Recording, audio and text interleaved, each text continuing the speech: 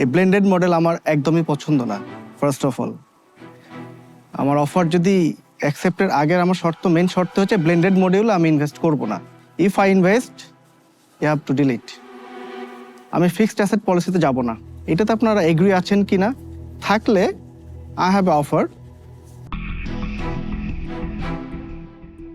Thank you sir for your offer, but আসলে আমি blended মডেলে স্যার থাকবো, because I have seen the both model in for my city.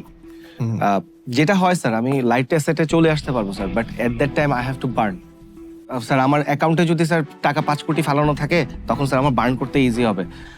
আমরা চাচ্ছি যে প্রফিটেবল থেকে আপনি যে জিনিসগুলো বলেছেন, এভরি ওয়ান অফ ইউ, সবাই যা যা বলেছেন sir, that will really works for me. But I am not convinced with the blended model.